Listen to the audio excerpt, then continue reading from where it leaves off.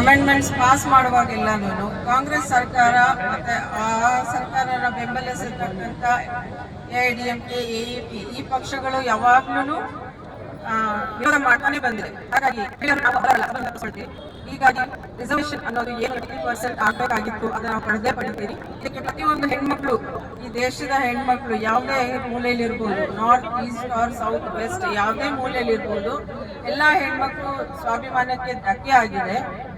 ಯಾವತ್ತೂ ಜಾತಿ ರಾಜಕೀಯ ಆಗಲಿ ಅಥವಾ ಫ್ಯಾಮಿಲಿ ರಾಜಕೀಯ ಆಗಲಿ ಮಾಡಬಾರ್ದು. ಈಗ ಇಂದಿರಾ ಗಾಂಧಿ ಅವರು ಆಗಲಿ, ಸೋನಿಯಾ ಗಾಂಧಿ ಅವರಾಗಿರಲಿ, ಪ್ರಿಯಾಂಕಾ ಗಾಂಧಿ ಅವರಾಗಿರಲಿ, ಅವರು ಒಬ್ಬರು ಹೆಣ್ಮಕ್ಳೇ. ಅವರು ಉತ್ತಮ ಸ್ಥಾನದಲ್ಲಿ ಇದ್ದು ದೇಶನ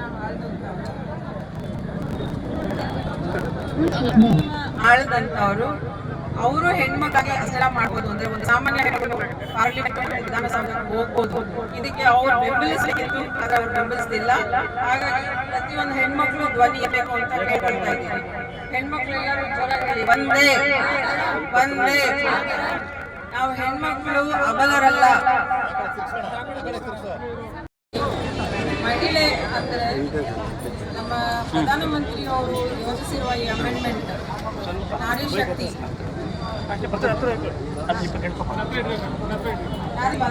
ನಾರಿ ಶಕ್ತಿ ವಂದನ ಅಂದ್ರೆ ಮಹಿಳೆ ಶಕ್ತಿ ವಂದನ ಅಂದ್ರೆ ಮಹಿಳೆಗೆ ಗೌರವ, ಮಹಿಳೆಗೆ ಗೌರವ ಸಲ್ಲಿಸ್ತಿರೋದು.